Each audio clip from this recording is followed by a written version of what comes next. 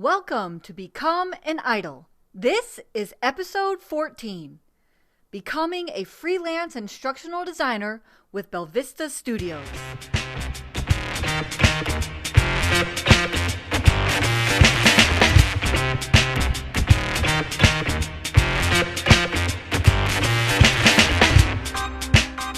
I'm Dr. Robin Sargent, owner of Idol Courses. This is the place where newbies come to learn and veterans share their knowledge. In this episode, I'll be chatting with Kim Tuohy about making the transition to a freelance instructional designer. Kim shares a wealth of knowledge from her own transition from being a full-time employee to now a self-employed business owner. Belvista Studios is an instructional design and e-learning company located in Australia, and Kim is the founder, and she has gained a lot of experiences working with clients, and she shares them here in this episode. So even if you don't want to become a freelancer, you don't want to miss hearing from Kim. She is a bright light and so much fun to listen to. I have here with me today Kim Tuohy. Oh man, I feel like I said that wrong. Did I say it right? Okay, let's try again. Let me try again. I have here with me today Kim Tuohy, and she actually is an owner of an instructional design and online learning agency called Belvista Studios. And I actually met Kim through Instagram, and I just love her content on Instagram. We started direct messaging each other, and then we talked to one another, and I found out that she really has a passion for helping people become a freelancer in the instructional design world. And so I thought, we got to get Kim on, because I know a lot of you that listen also are interested in instructional design freelance. So, Kim, can you introduce yourself better and tell us about your company and what it is that you do? Sure. Hello, Idol Nation. That's what I'm going to call your peoples. Is that what you call your tribe, or do you have another name? I mean, Idol Nation is a really fun way to call them, but I just say, hey, idols, but I like it. Idol Nation. All right. Hey, idols. Thank you for listening. Thanks, Robin, for having me on. And I just want to congratulate you on the launch of your course. And more importantly, the fact that you actually have helped people land jobs and interviews. And I just think that's freaking awesome. So well done. So yeah, like I run an end-to-end e-learning and instructional design company. We are based in Australia at the moment, but we're basically a virtual team, so we can work anywhere in the world. And that was important to me when wanting to start a business. Some of the team have been in London for 2 years. We're all back in Australia at the moment, but we all get along really, really well. We're hired for attitude, not skills, and just love what we do day to day. Oh, that's wonderful. I love that you said that you're hired for attitude, not skills. I feel the same way, even like just in the people that I help become idols. Is just like, well, are you ready to do the work? Yeah. Yes, it makes a big difference. Like, it's incredible. If I just think about the talent in the team, I just was like, you're just a good human and I can get along with you, and I can see that you will have a good work ethic and be, put everything into it. So I'm willing to teach you everything there is about instructional design and e-learning and take a gamble, because I can see who you are within, like the potential, and that has just proved right every time with the 3 girls that are on the team at the moment. Like, it's amazing. They're incredible. So I do encourage people to look beyond the resume for sure. So what about you? How did you get started in instructional design? How did you become an idol? All right. I think the most common answer that you probably get is like, I fell into it. But I think, look beyond that, because we live in this land of, find your passion, find your purpose. And I really believe that there's clues in our life. And so I'll tell you my story and hope to give you practical tips along the way that are transferable for your own journey, idols. But if I take it way back to my childhood, and I encourage you to look for those clues in your childhood as well. I was in primary school, I was playing the teacher role. which the clue there is like, I like helping people do better. I was trying to coach and mentor them, even though I didn't know that at the time. I also really like drawing. I couldn't draw like just from my imagination, but I was really good at copying things and appreciating what good design was.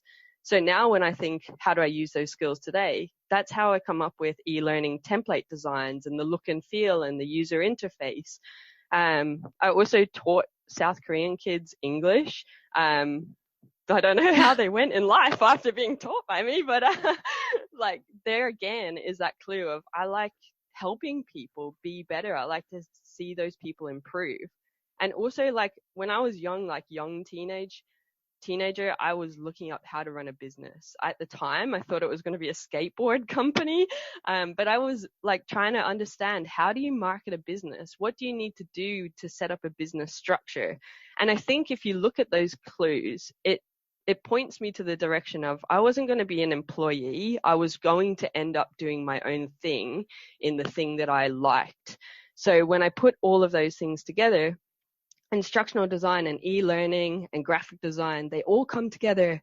But what then takes my specific journey to where it is I do really like business. I like the strategy of business, and therefore that's why I own an agency. That's why I went freelance to where I am. Me too. So I love this too, but what like the whole business and just like not being an employee is absolutely, I feel like we have a very similar stories. I always knew like I wanted to start a business. I got the MBA, but I never knew what it was going to be about. I was like, as soon as I find that idea, then I'll start that business. That's so interesting. Yep. So, but you got into instructional design. So you got to tell us like, yes, you kind of fell into it, but like, did you ever have a job working for the man or what? Yeah, I did. So basically, always, no, I did because my journey, I'm from Ireland, so success looks like you go to university after school. So I moved to Australia straight after school. And basically, because my parents told me to, I went to university and I studied entrepreneurship and fashion. And I had a retail job then. So I worked in a phone company, just selling phones on the side, and there I got the opportunity. I was kind of always searching for more anyway, and the owner of the store said, hey, do you want to help the new people, train and bring them into the store? Because I was good at selling phones, so they wanted the new people to also be good. So that was my first taste of what training is. And I loved it. I loved that you could be creative. I loved that you could solve a problem. Again, I was tapping into like mentoring and coaching others. So that was my first taste of training. And I finished university and I did like community college at the same time doing graphic design.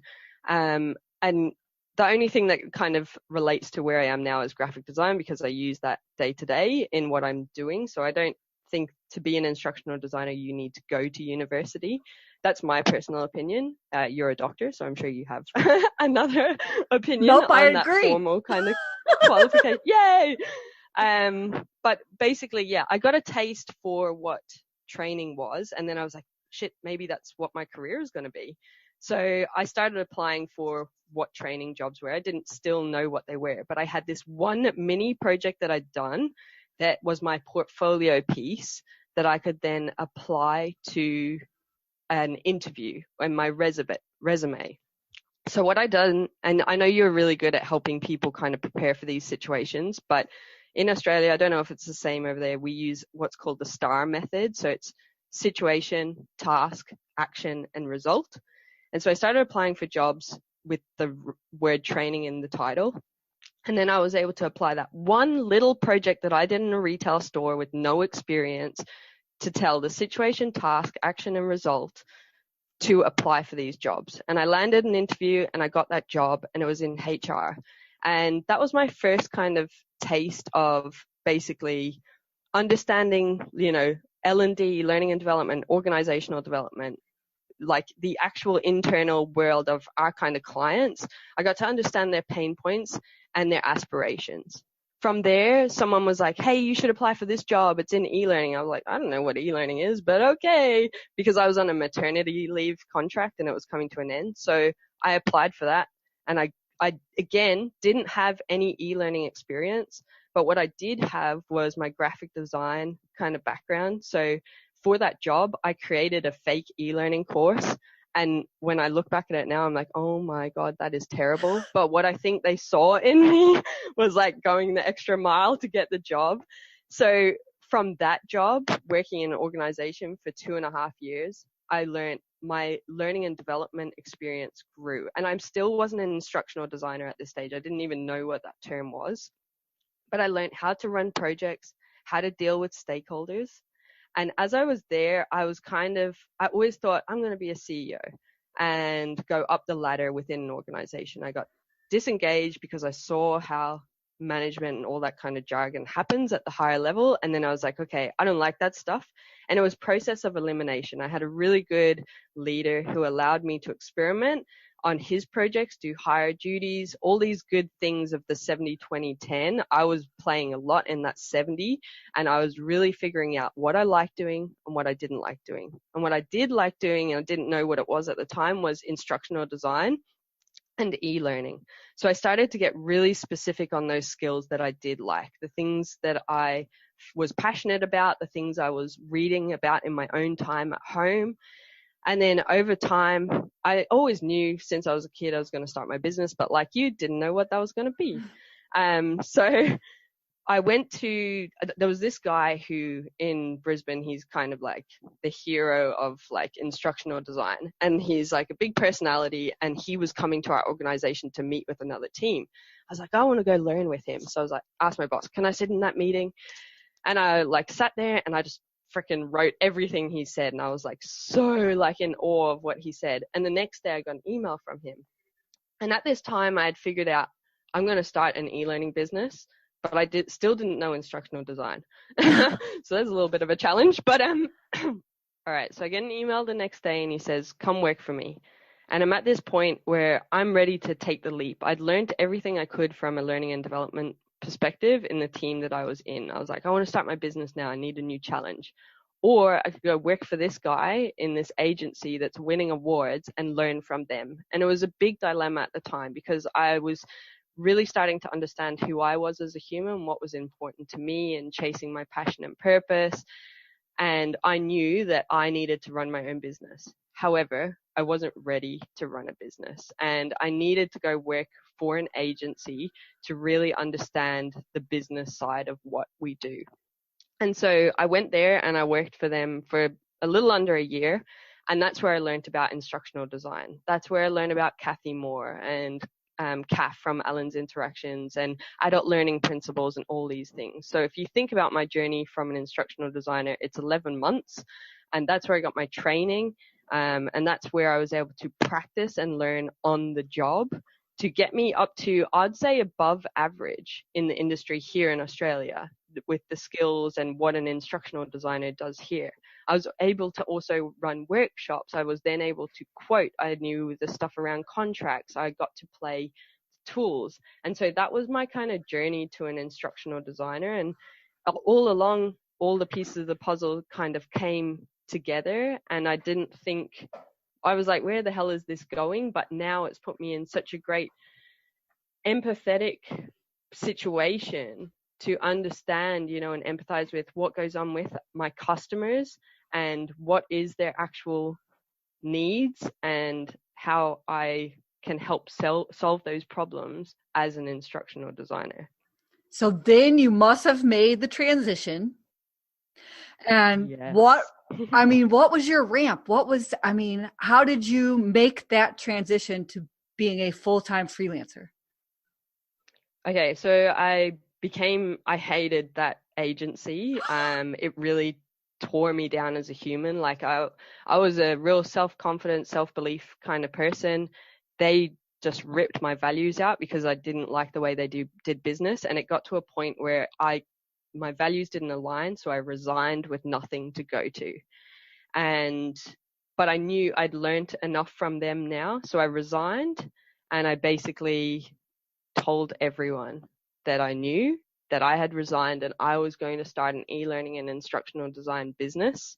And within a week, one of those people reached out and said, hey, I need some help. Do you want to come on board? And so as a freelancer then, I was like subcontracting for someone. And that was my first gig. And since then, the momentum has continued to grow. So 3 years in, more people have reached out, repeat customers coming through. So yeah, I basically resigned, but the lesson there is you can't be half pregnant. And I love that saying, because you're either all in when you're pregnant or you're not pregnant. And you need to, especially if you're going to be a freelancer or a contractor, you need to know within you that you're going all in on it.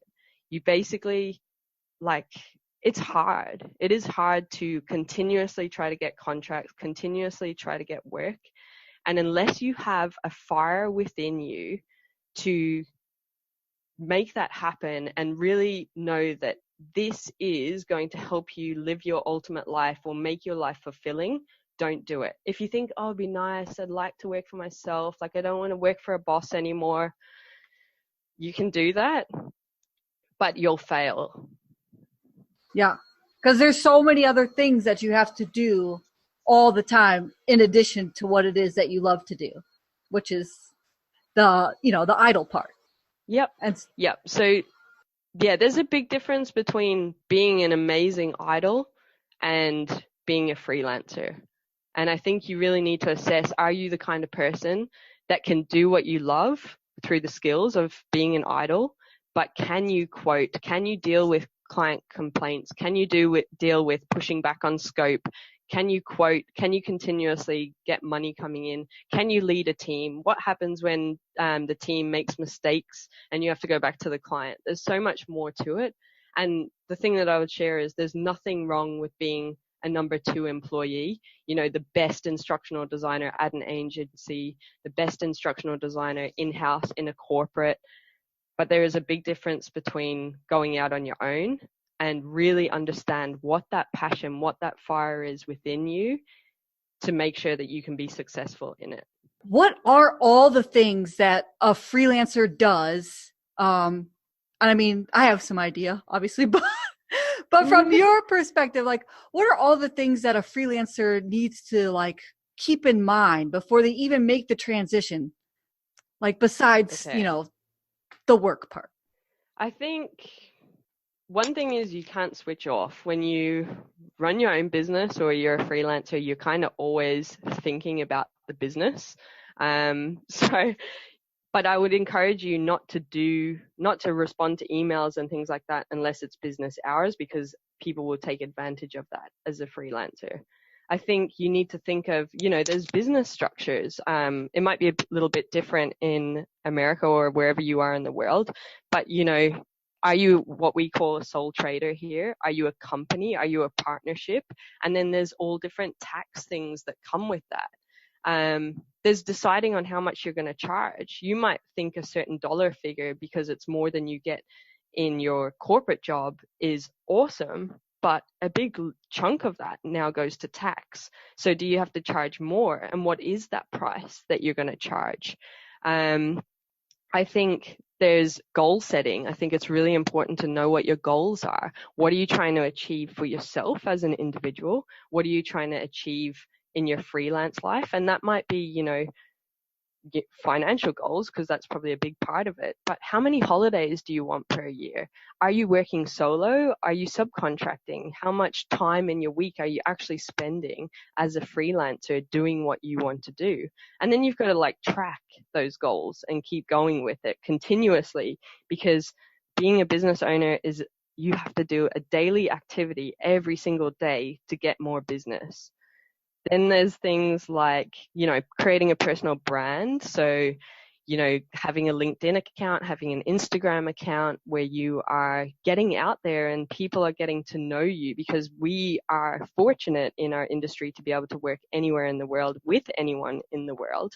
And there's lots of opportunity for that, but people need to know who you are.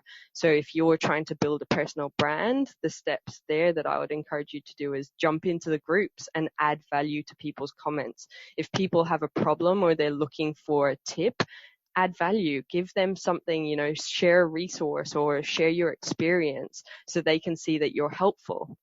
And the idea there is the more you give and the more that you share, the more people find out about you.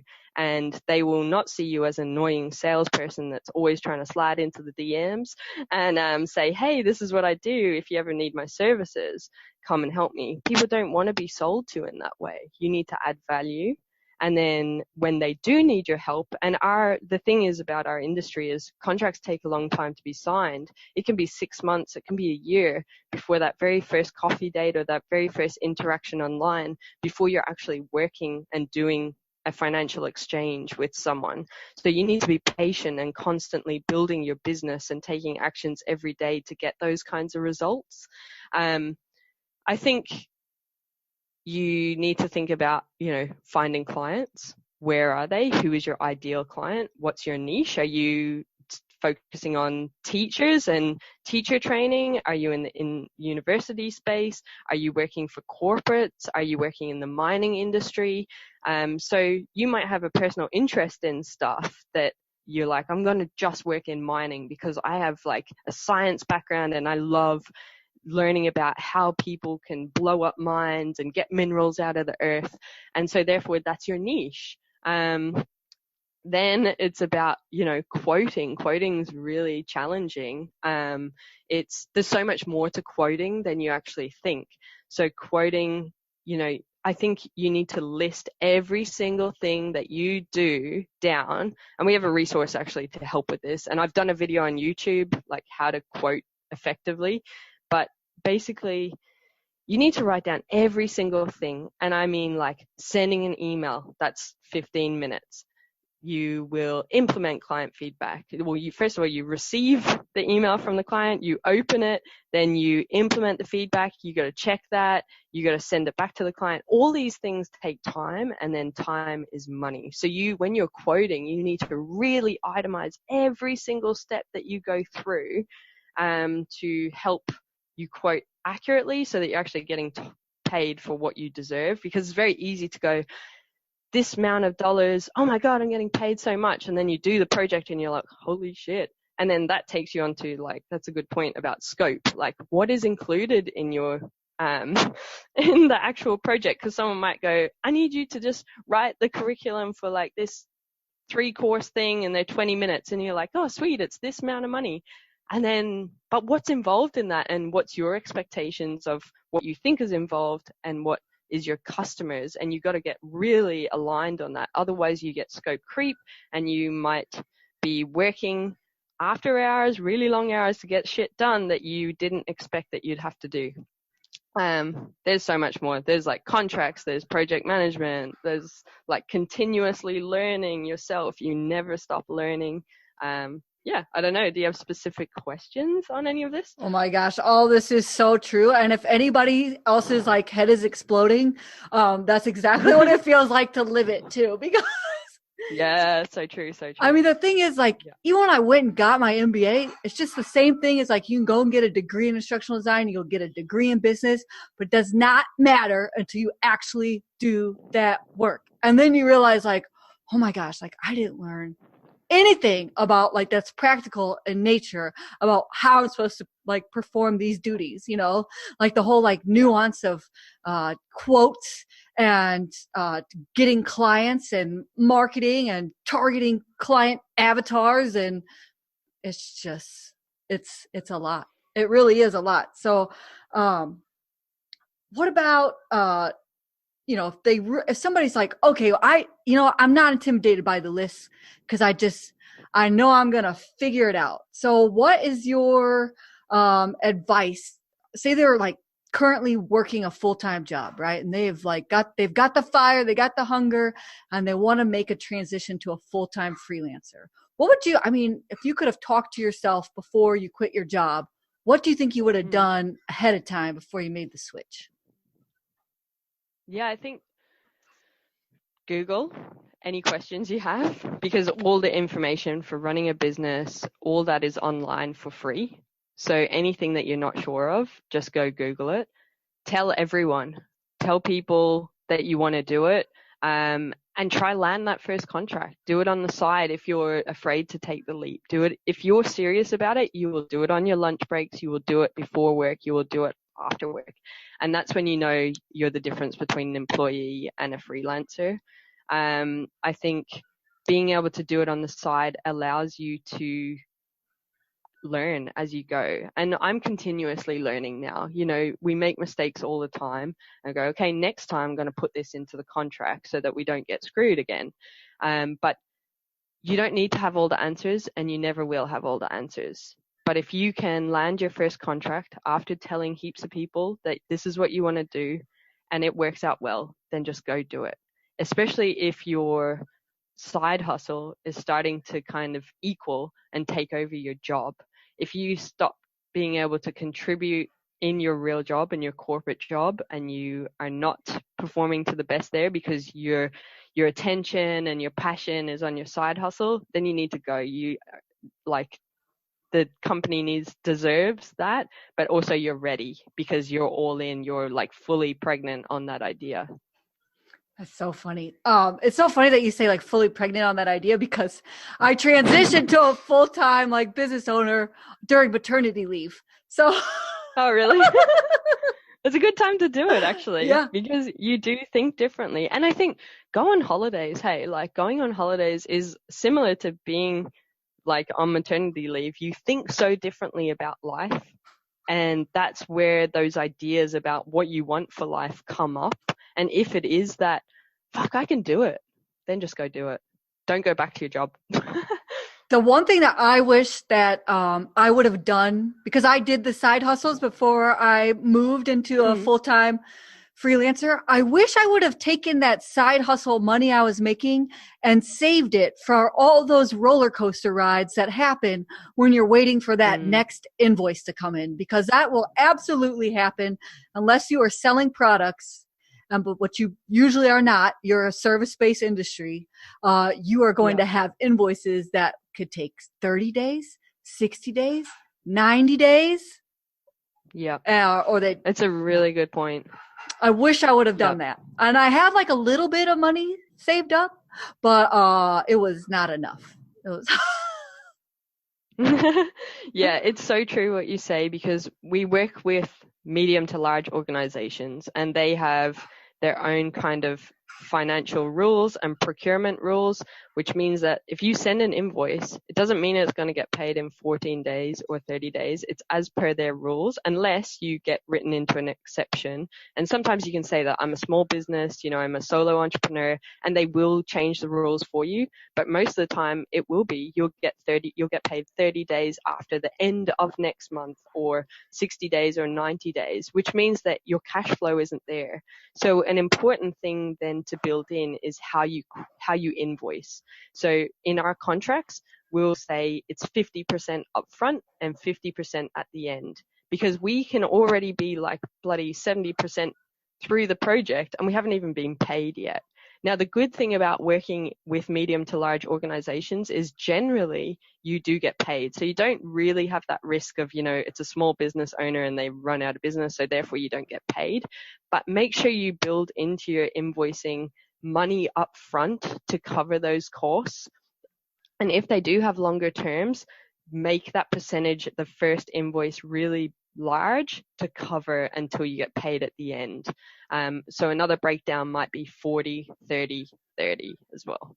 Yeah, absolutely. I think that's excellent advice, because otherwise, you know, if they're your only client and you're working for 2 months without pay, it's going to be very hard to stay a freelancer for long.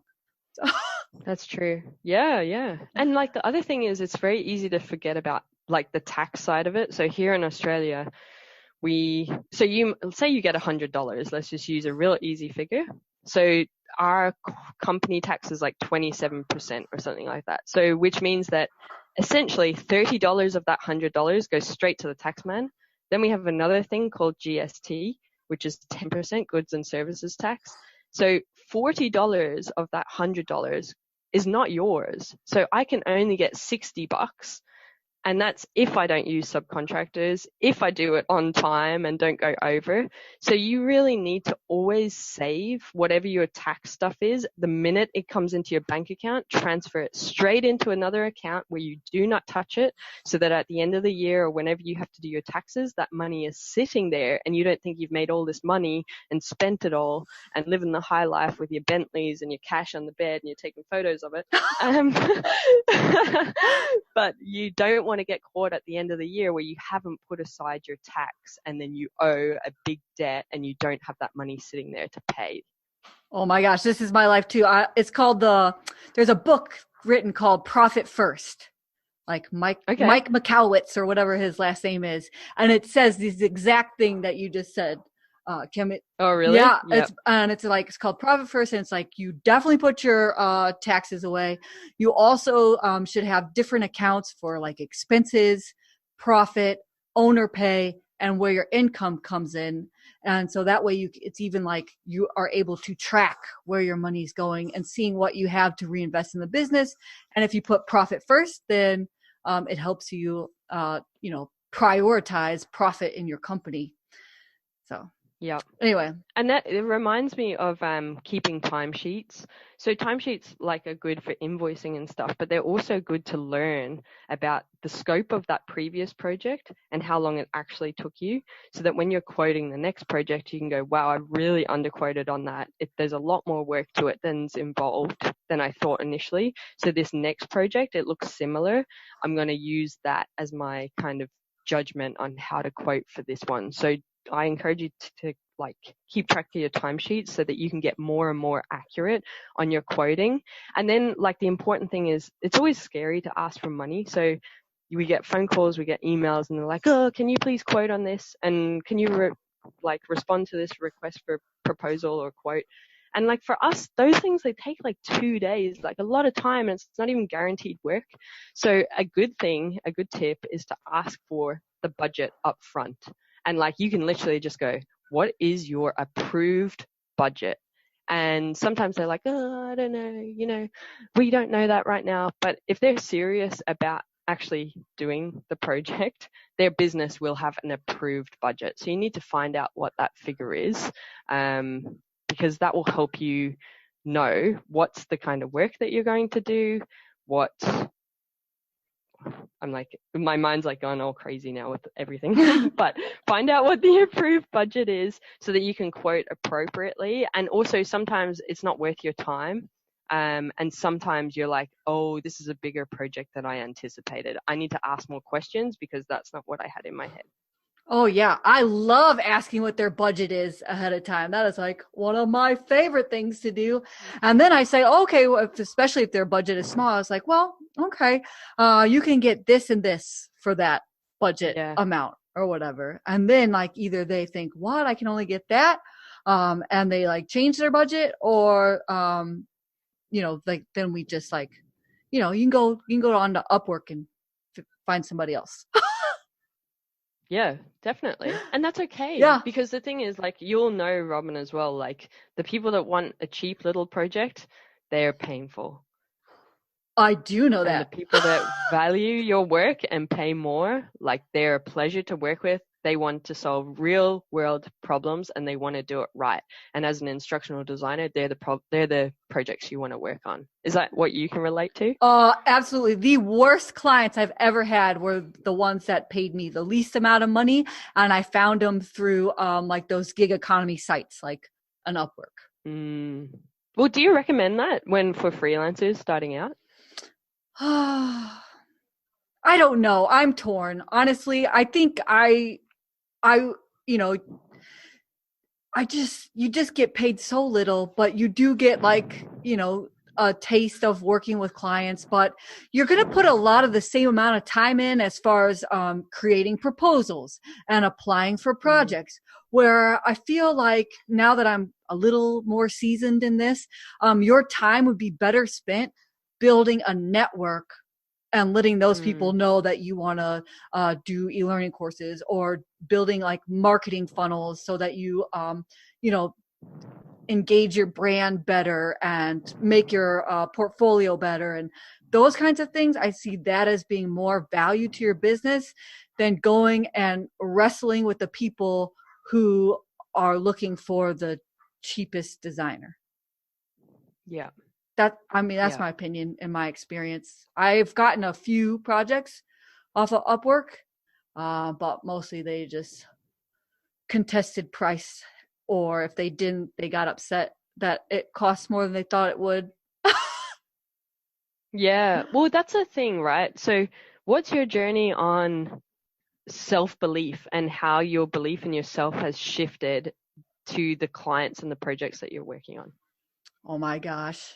I think I want to hear you talk about this too, but it's absolutely, because the thing about being a business owner, and you will hear this from any kind of like business book that you read, that it is the business owner's own mindset that determines like how much they charge, how successful they are, the way things work out. It's like about the gratitude and the value that you put in yourself before anybody will give that back to you. Just like you said, if you want to attract clients, you got to give, and then you will be in a place to receive. It's like be a vessel. But I feel like it's the same way for clients, and your business, and and money, and it is a mind game as much as it is about like doing good work. It's also about your own belief systems, and it's changed drastically since I started. Yeah, it's cool, hey, to like see, when you first start out, you have that imposter syndrome and all this kind of stuff, and you're just like, a contract's a contract, and I'll do it for $5. Yeah. And then, but when you are just like, ask for a bit more, or really, like, it is what you say, a mindset game. And I think I encourage every one of you idols to work on your inner game, work on your mindset, work on your self-love, practice gratitude, like all these things that the people that are successful, not successful financially or that, but living a fulfilling life, do in their daily habits, because that really does radiate out from you and allows you to work on the projects that you want to work on, charge what you want to charge and what you feel valued for. It does come from within, because the small changes in how your posture is when you go to a networking event, if you believe in yourself, if you love yourself, you stand tall and you speak from within, you speak authentically, you attract people who are attracted to that, and then therefore they're more aligned to you as a human. And that's where things like, it's real weird, but it is true, like that's where the better jobs come from, because you're attracting like-minded people who believe in what you believe in. So I definitely encourage you guys to do the inner work and work on your mindset, because that confidence allows you to like go, I'm worth this much, and I'm not going to work with people like this, and I'm not going to accept that. And you basically start to create your ultimate life. It's so true. It's so true. It does sound so bananas, but it's true too, even for those who are like out there looking for their job, right? It's about the confidence and the belief in yourself when you go to those interviews. And it's the same thing about when you are going to get those clients, because you're still going to have to interview with your clients. Yep. Yeah. Yeah, that's so true. It really is. Like, you interview all the time. And even if you run a business or you are a contractor, you're still a freelancer at the end of the day. You're looking for contract after contract, opportunity after opportunity. And each time you meet a human being, whether that's virtually or in person, it is an interview. They're sussing you out. Are you going to be a good fit? Can we work together? Can you help me achieve what I need you to? So I just want to ask you, do you think that it is useful for people to get some corporate instructional design experience first before they turn freelancer? Or, you kind of mentioned that you did that in your story. I did that. What do you think? I think it's hard.